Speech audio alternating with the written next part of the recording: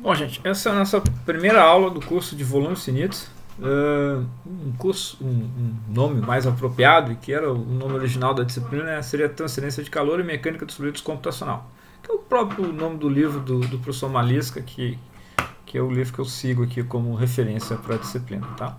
Mas na essência a gente vai tratar com volumes finitos, por isso eu chamo de volumes finitos. Bom, uma breve introdução aqui. Então, o que acontece, né? O uso de técnicas numéricas para a solução de problemas de engenharias é impulsionado pelo vertiginoso desenvolvimento de computadores que permitem algoritmos maiores e mais complexos, soluções de problemas 3D, inclusão de novos fenômenos no modelo físico. Talvez vocês não tenham percebido o quão rápido os computadores têm evoluído, porque hoje em dia a gente não percebe isso, né? É do nosso dia a dia, as coisas vão acontecendo a uma velocidade muito grande. Tá? Mas para vocês terem uma ideia, quando eu comecei a fazer simulação, faz bastante tempo, né? Para alguns de vocês é uma vida, 20 anos atrás, né? Em 98, o meu computador era mais lento que o celular de vocês. Era um Pentium 3 que tinha como memória RAM 128 MB. Tá? E o clock dele, eu não me lembro qual é que era o clock, mas não devia ser grandes coisas. Tá? O clock não mudou muito, né? Mas a velocidade e o processamento em paralelo são coisas que realmente aumentaram o desempenho das simulações. Então o que acontece? Hoje em dia os computadores o custo de computadores é muito baixo. Então você consegue fazer as simulações que nós vamos fazer aqui todas, e alguns de vocês as simulações da própria dissertação, da tese, pode ser feita num computador comum, que nem é muito caro às vezes. Um laptop de vocês que vocês usam para outras tarefas, vocês vão usar também para simulação sem problemas. Certo? Realmente houve um avanço muito rápido e um boom, vamos dizer assim, na parte de informática, tá? Seguindo, né? Então, uma abordagem, uma coisa de engenheiro aqui, né? Acho que provavelmente uma boa parte de vocês são engenheiros, né? Então, o nosso problema aqui tem a ver com transferência de calor e mecânica dos fluidos computacionais. Como é que eu posso tratar esses problemas, né? Uma forma de imaginar isso é pensar que existem duas possibilidades. Uma experimentação em laboratório, tá? E um modelo ou uma formulação matemática. Então eu tenho essas duas formas de tratar o problema. Tem um problema que eu vou resolver, escoamento num trocador de calor lá, tá? Então como é que eu vou resolver isso? Tem essas duas formas. Eu monto o experimento ou eu desenvolvo um modelo matemático. Desenvolvo não, né? Ou eu pego um modelo matemático para aquele fenômeno e trato nisso, né? Se eu optar pela experimentação, eu vou usar técnicas experimentais, tenho que montar o experimento, instrumentar lá para poder fazer as medições, coisa e tal. Ou se eu for para a parte teórica, né, eu preciso saber quais são as leis de conservação, quais são as equações constitutivas, condições de contorno. Né? Então isso é um detalhe muito importante, tá? Inclusive no slide anterior eu não falei, mas ele fala que da facilidade do uso dos softwares hoje em dia. Né? Os softwares de CFD são simples de utilizar. Mas uma coisa é você ser um bonequinho ali que sabe apertar o botão e sabe como o software funciona, e outra coisa é alguém que realmente sabe fazer simulação, que saiba fazer CFD. Tá? Para você realmente fazer simulação, você tem que conhecer o fenômeno. Não tem como fazer CFD sem fenômeno. Ah, mas meu amigo fez mensagem e conseguiu. O orientador dele fez para ele tudo, né? Fez toda a parte que pensava, deu todas as dicas e ele foi lá o operador de software. Né? É que nem a secretária. Né? Tem o cara que manda, você faz isso, depois me manda de volta que eu dou uma revisada e está tudo certo. Bom, a gente não está formando secretária aqui, né? Nós estamos formando pesquisadores. Então não é o orientador, não tem que dizer tudo que vocês têm que fazer. Vocês têm que saber o que está acontecendo. Então, para resolver qualquer problema de fenômeno de transporte, qualquer problema de CFD, né, de Computational Fluid Dynamics, que é a mecânica dos fluidos computacional, tem que saber leis de conservações, equações constitutivas, condições de contorno, tem que saber o modelo matemático que está sendo resolvido. Certo? Bom, então tá, se eu optei pela parte experimental, né, eu vou obter os meus resultados experimentais. Se eu optei pelo modelo matemático, o que acontece? Eu tenho duas opções. Ou eu vou para a solução analítica, ou eu vou para a solução numérica. Tá? Ambos com suas vantagens e desvantagens. A solução numérica é as setinhas azulzinhas, que é o que a gente está trabalhando aqui. Né? A solução analítica, ela tem a vantagem de ser uma solução exata. Exata do quê? Daquela modelo, daquela equação lá, ou aquele sistema de equações que você definiu. A solução numérica não. Existe uma aproximação aqui, ó, aqui embaixo a gente tem os resultados, né? Entre o modelo matemático e o resultado numérico. Ou o modelo matemático e o resultado da solução analítica. Desculpa, tem uma aproximação entre o modelo matemático e a solução numérica. Nesse caso aqui, não existe, né? Entre o modelo matemático e a solução analítica, não tem a solução exata. Por outro lado, normalmente eu preciso simplificar o modelo matemático para poder obter a solução analítica. O exemplo que eu gosto de comentar é o seguinte: imagina que existe um problema, vamos dizer que um problema de condição de calor, em que o domínio, né, a geometria é uma elipse. Eu não consigo resolver isso aí de forma adequada ou de forma exata, né, de forma analítica. Então eu vou aproximar essa minha elipse para uma circunferência. O meu domínio agora é uma circunferência. Então eu vou ter uma solução exata de um problema, de um modelo matemático aproximado. A opção é trabalhar com o modelo matemático correto, sem simplificação, de forma numérica. Daí eu vou trabalhar em cima dessa minha elipse, só que vou ter o quê? Vou ter simplificações no sentido de que a solução numérica sempre é uma simplificação, sempre tem uma aproximação. Tá? Quando você discretiza as equações, vocês vão ver logo em seguida que tem um monte de simplificações. O que é melhor? Depende. Tá? Depende do que você quer. Se o problema é simples, provavelmente a solução exata a solução analítica seja uma ótima opção. Se o problema começa a ficar complicado, daí ferrou, não tem muito o que fazer. Tá? Você não consegue resolver problemas muito complicados de forma analítica, de forma exata. Então, você tem que vir para a numérica. Então, tenha em mente que, em ambos os casos, há simplificações, você tem que ponderar o que é melhor. Tá? Falando mais um pouquinho de métodos analíticos, experimentais e numéricos. Né? Então, a vantagem dos métodos analíticos: solução fechada em todo o domínio é contínuo, né? Qualquer coordenada x, y, z em instante de tempo eu vou ter lá os valores das variáveis que eu estou resolvendo. Fácil obtenção dos números, né? Os resultados numéricos, que eu quero dizer lá, o valor da pressão ou da temperatura, em teoria, né? Às vezes não é tão fácil obter esse número assim, fazer um monte de conta. Para nós aqui, com o foco do curso aqui é a modelagem computacional, o que nos interessa, basicamente, os métodos analíticos, é usar eles como uma forma de verificar o nosso solver, a nossa solução. Então, não importa, os caras acham, eu vou usar o Fluent, eu não preciso verificar nada porque está tudo certo no Fluent. Você está errando no conceito fundamental de modelagem computacional. Você está errando do ponto de vista que você precisa ter certeza de que os modelos que você está usando estão corretos, que as opções que eu fiz lá para escolher o passo de tempo, a função de interpolação e uma série de outras coisas são adequadas para aquela minha solução. Então não tem a ver com o software, não é um Excel da vida que se você soma 2 mais 2 dá 4 e está pronto. Não é isso. É muito mais complexo. Então você precisa fazer sim a verificação se você construiu o método, se você construiu o teu modelo de forma adequada dentro lá do software de simulação. Tá certo? Então, mesmo usando Fluid, eu tenho que fazer a verificação ou a validação. Nesse caso, eu poderia usar a solução exata daquela circunferência, do problema de transferência de calor na circunferência, para verificar a minha solução numérica. Resolva mesmo o problema numérico e veja se os resultados são iguais.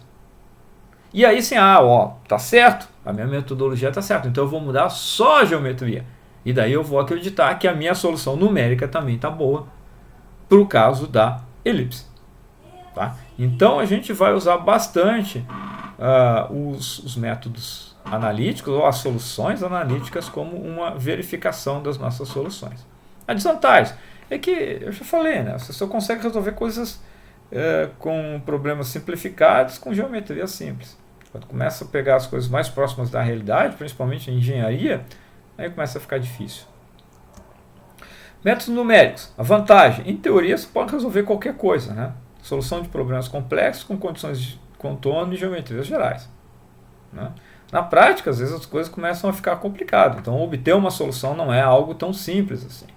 Né? Você tem que saber bem o que está fazendo, tem que saber bem do método que está sendo utilizado, né, do ponto de vista computacional, para poder realmente obter a solução. Senão você fica tentando só diverge as coisas.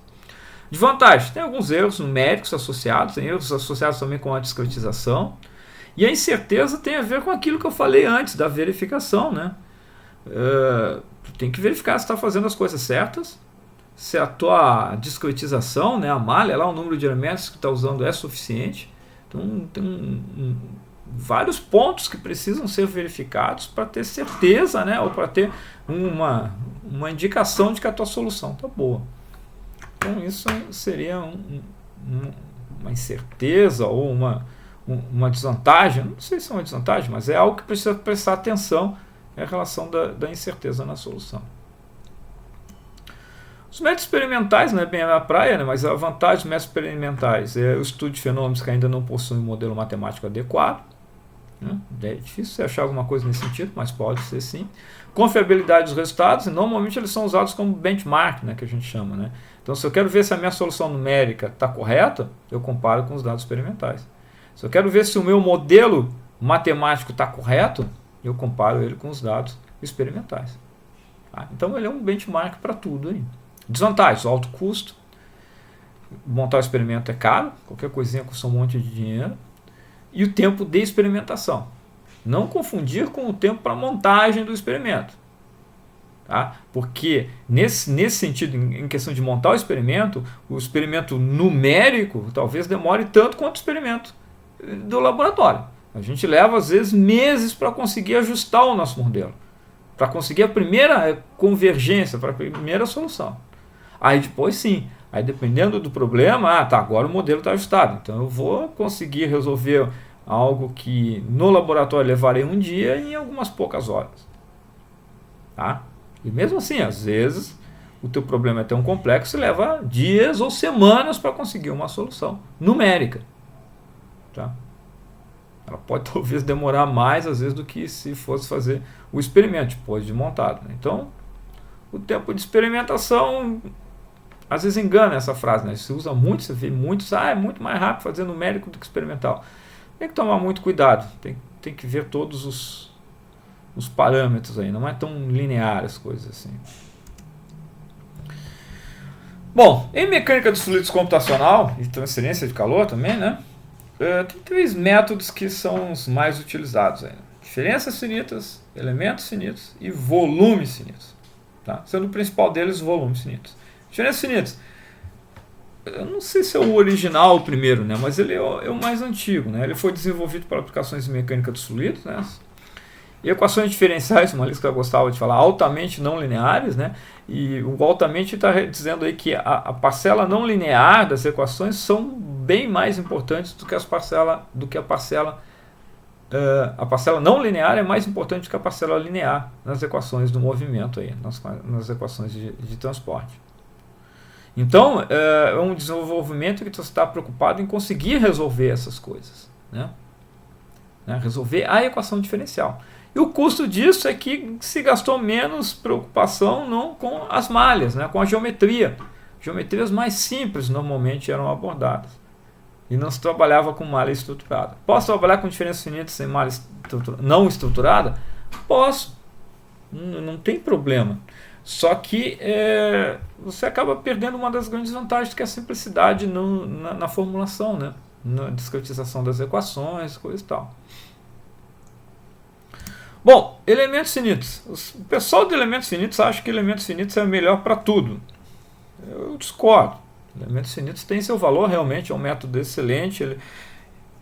ele praticamente tem aplicação para tudo. Se você tem um sistema de equações diferenciais, você sempre consegue resolver ele por elementos finitos. Mas ser melhor para tudo já é algo bastante mais complicado de se pensar dessa maneira. Tá certo? Ele originalmente foi desenvolvido para aplicações elásticas de elasticidade de materiais. A elasticidade tem a ver com os termos lineares das equações, né? Então, em teoria, são mais fáceis de resolver essas equações. Por outro lado, a geometria, você vai para a parte de materiais estruturais, a geometria sempre é complexa. Então, eles precisavam, sim, de uma formulação para malhas não estruturadas. Então, essa é uma característica clara de elementos finitos, né? Equações diferenciais lineares, no caso, os termos difusivos são os mais importantes. E volumes finitos, que é o tópico desse curso, ele foi desenvolvido especificamente para aplicações de mecânica dos fluidos, né? Tem outras aplicações? Tem, mas são raras. Tem alguns grupos que se aventuram em outras aplicações, mas elas são raras. Normalmente é mecânica dos fluidos. E transferência de calor. Eles veio para sanar alguns problemas algumas dificuldades em justamente resolver esses termos não lineares das equações de conservação. Tá? Ele vem com a ideia de incorporar o fenômeno físico, aquilo que você percebe que acontece fisicamente lá no escoamento, você tenta colocar essa informação dentro da tua formulação, da tua discretização. E talvez a característica mais importante do volumes finitos é a conservar. Ele tem uma preocupação em conservar as propriedades através dos volumes de controle, né? Conservar a massa, a energia e a quantidade de movimento. O exemplo que eu sempre dou e que eu acho que funciona muito bem eu imagino que aqui a sala onde eu estou gravando esse vídeo é um volume de controle. Eu vou passar pela porta para chegar no volume de controle vizinho, que é o meu corredor. Se eu sair do meu volume de controle que eu estou com 70 quilos e chegar no volume de controle vizinho com 75 quilos, eu estou com um problema.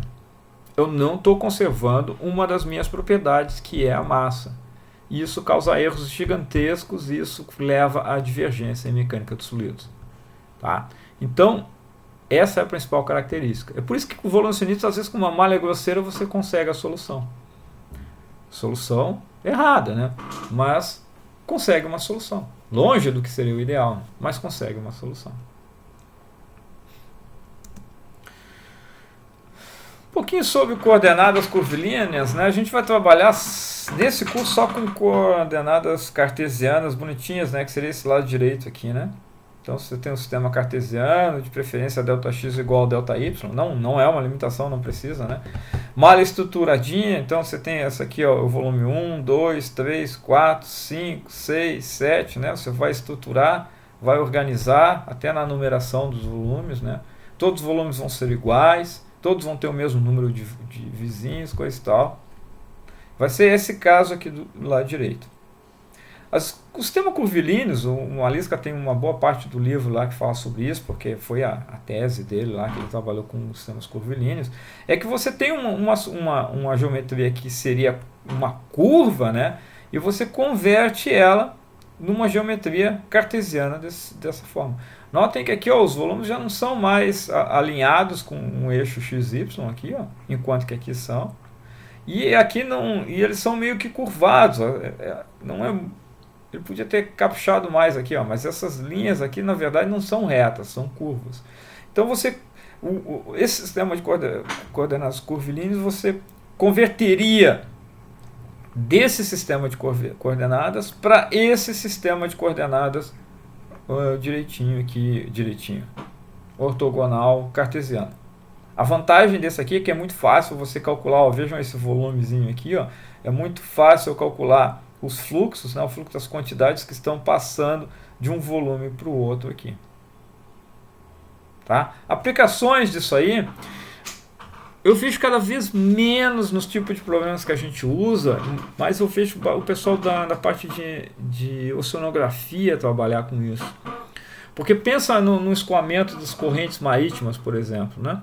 E tenta fazer um corte no oceano, assim, né? Que vai da superfície até o fundo.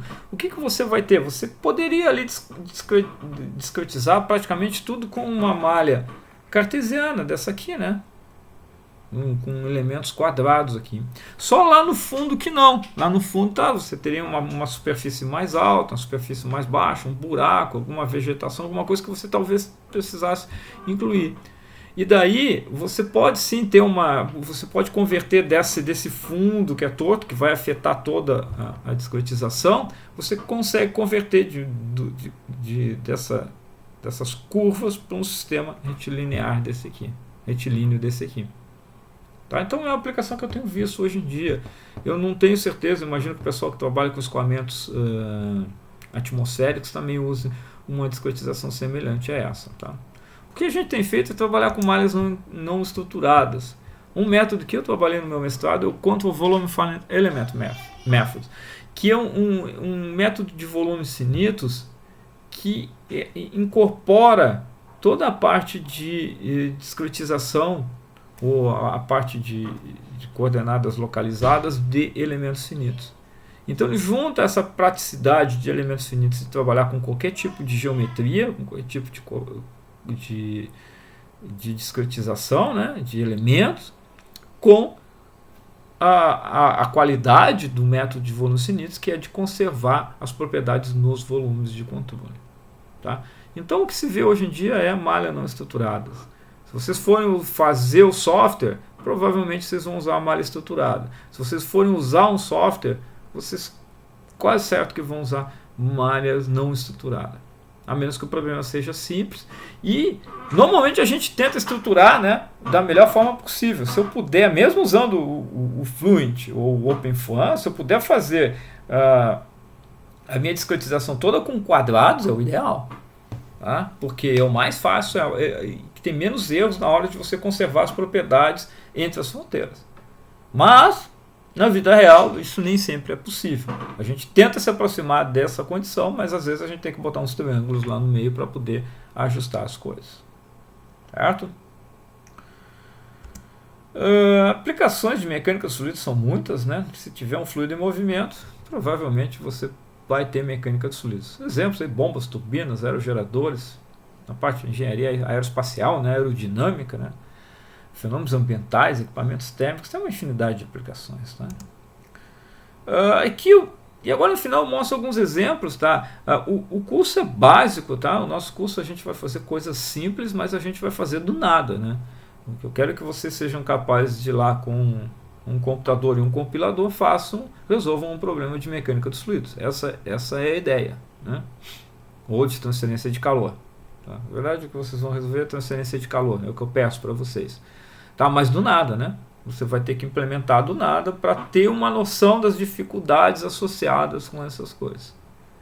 Certo? Esse aqui é um código que eu fiz, é um escoamento de resina, né? A resina entra pela esquerda aqui e avança dentro de uma geometria maluca aqui. Acho que tem esse aqui é um problema semelhante. Aqui tem um videozinho, né? A resina está entrando por esse buraco aqui e está avançando dentro do molde, né? Eu não tenho o vídeo do anterior ali. Então esse código foi feito do nada. Estou usando aqui o GnuPlot para fazer o vídeo, tá? Não pensem que é nada mágico aqui. É muito difícil fazer um videozinho. Você faz plots lá da tua solução, depois você converte isso num videozinho. Foi isso que eu fiz aqui, né? Usando o GnuPlot. Então esse é um código que eu fiz. É muito importante que vocês saibam programar. É por isso que vocês estão fazendo esse curso aqui. Tem que saber programar. Quem vai trabalhar com CFD tem que saber programar, cara. As pessoas não acreditam em mim e muitos de vocês estão achando, o Jefferson é maluco, ele gosta de complicar coisas. Pá. Olha, tem uma diferença gigantesca entre o profissional que programa e o profissional que não programa. É uma coisa, é o que eu falei aqui, entre a secretária e o cara que manda fazer as coisas. É por aí, cara. É nesse nível, quase. Tá? Você tem que saber o que está acontecendo, tem que entender um pouquinho do método. E a programação não é só para resolver o problema, pós-processamento, às vezes coisas que você leva horas para conseguir fazer lá, pulando de um software para o outro, você gasta 1 hora para fazer o código e depois é automático. Né? O pós-processamento pega os dados e pós-processa. Eu falei isso, vários alunos meus, cara, tudo bem. O cara passa lá horas pós-processando, claro, eu levei 1 tarde para fazer o código, 1 dia para fazer o código. Tá? Mas daí depois eu levo 10 segundos para obter o dado que eu quero. Enquanto que o cara passou a dissertação inteira lá, levando 10 ou 15 ou 20 minutos para conseguir o dado. A cada simulação ele tinha um trabalho braçal absurdo. Sem falar nos erros, né?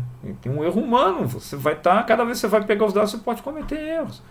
Então, cara, programar é essencial. Quem vem para esse mundo tem que ter em mente que tem que saber programar. Senão tá no caminho errado, cara. Deveria estar fazendo alguma outra coisa da vida. Aqui são mais 2 exemplos, né? Também problemas de injeção de resina, em umas geometrias bem complexas. Essa aqui, de baixo, aqui, pô, foi uma dor de cabeça infernal para resolver isso aí. Eu perdi esse videozinho, um dos primeiros trabalhos que a gente fez lá na parte de energia das ondas. Então aqui tem o domínio computacional total, então você vê a onda subindo e descendo aqui dentro do dispositivo e via esses vetores aqui. Eu vou ter que fazer de novo esse vídeo, não sei onde é que ele anda. Mas também um outro exemplo, a solução do problema bidimensional. Bidimensional, mas o que eu queria falar é multifásico, né? São 2 fases, tem o vermelho é a água e o azul é a resina, é o ar, água e ar aqui, e os vetorzinhos aqui se movimentando.